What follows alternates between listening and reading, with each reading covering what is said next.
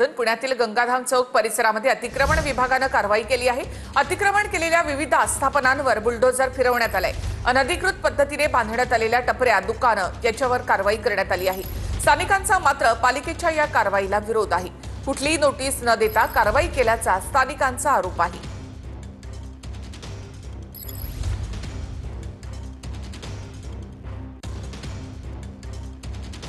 या क्षणाची breaking news. I-20 कारचा आणखी एक सीसीटीव्ही समोर आलेला आहे। I-20 कारचा सीसीटीव्ही हा बदरपूर टोलनाका या ठिकाणचा आहे। सीसीटीव्हीनुसार सकाळी 8:13 बदरपूर टोलनाक्याहून उमर दिल्लीमध्ये दाखल झालेला होता। संशयित उमरनं मास्क घातल्याचं सीसीटीव्हीमध्ये दिसतंय। यापूर्वी संशयित उमरची I-20 कार सकाळी 7 वाजता फरीदाबादमधल्या एशियन हॉस्पिटल समोरून सुद्धा गेलेली आहे। आपण पाहू शकतोय हीच ती कार आहे ज्या कारमध्ये स्फोट हा काल दिल्लीमध्ये झालेला होता।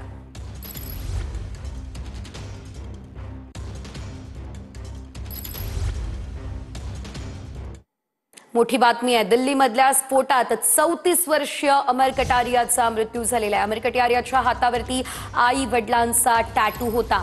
तर आई माझं पहिलं प्रेम, वडील माझी ताकद असा टॅटू हातावरती त्यानं काढलेला होता।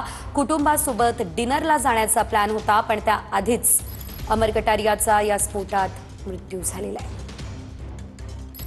मॉम माय फर्स्ट लव्ह, डॅड माय स्ट्रेंथ असा हा टॅटू आपल्याला पाहायला मिळतोय।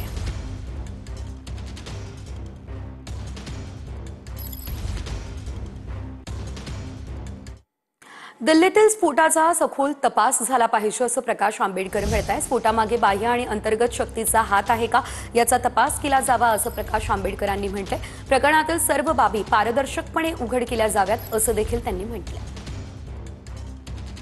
कोणी केलंय? इंटरनल आहे की एक्सटर्नल आहे? आता हे म्हणतील की इंटरनल बॉम्ब ब्लास्ट झाले नाही, ते इंटरनल बॉम्ब ब्लास्ट झालेले आहेत। आणि इंटरनल बॉम्ब ब्लास्टचे जेवढे काय मटेरियल सापडलेलं आहे ते सगळं संघाच्या कार्यकर्त्यांकडे सापडलेलं आहे। सखोल चौकशी व्हावी आणि त्याच्यामधनं ह्या घटना थांबल्या पाहिजेत असं बघितलं पाहिजे। आणखी एक ब्रेकिंग न्यूज आहे। पुणे जमीन गैरव्यवहार प्रकरणासंदर्भातली ही मोठी बातमी आहे। शीतल तेजवानीच्या याचिकेवरती तातडीने सुनावणीस हायकोर्टानं आता नकार दिलेला आहे। गुन्हा रद्द करण्यासाठी तेजवानीनं हायकोर्टामध्ये धाव घेतलेली होती। सुनावणी घेण्यास 2 ते 4 आठवड्यांचा अवधी लागणार असल्याचं उच्च न्यायालयानं स्पष्ट केलं। त्यामुळे मीडिया रिपोर्ट्समुळे लक्ष केलं जात असल्याचा तेजवानीनं याचिकेमध्ये आरोप केलेला आहे। FIR मीडिया रिपोर्टवरती दाखल केला असून मीडियामध्ये फरार घोषित करण्यात आल्याचा याचिकेमध्ये आरोप आहे। दुसऱ्या जमीन प्रकरणामध्ये उच्चस्तरीय समिती स्थापन करण्यात आलेली आहे। तेजवानीची उपस्थिती आवश्यक आहे असा युक्तिवाद वकिलांनी या दरम्यान केलेला आहे।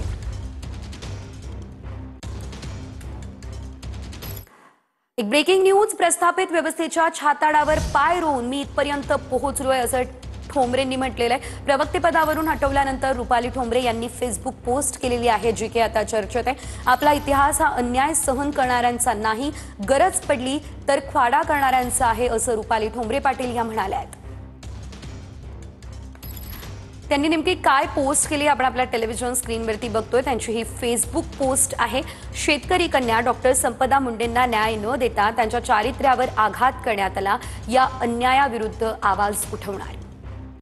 माझा आवाज दाबला जाईल।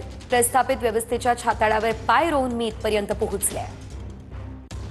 आपला इतिहास हा अन्याय सहन करणाऱ्यांचा नाही, गरज पडली तर ख्वाडा करणाऱ्यांचा आहे। ही पोस्ट रुपाली ठोंबरे पाटील यांनी केली आहे।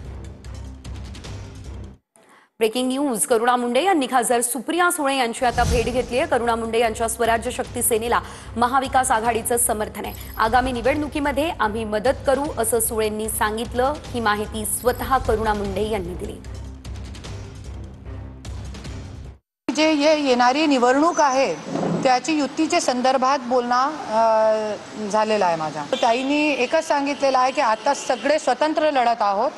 तो जिथे तुम्हाला असं वाटते की इथे आपल्याला सपोर्ट द्यायचा आहे तो तिथे तुम्ही द्या, जिथे तुम्हाला वाटते की इथे सपोर्ट घ्यायचा आहे तो तिथे आम्ही तुम्हाला देऊ। आणि याचे पुढे जे निवडणूक आहे जिल्हा परिषद आणि महानगरपालिका त्याच्यामध्ये युतीमध्ये आम्ही सहभागी होणार आहे।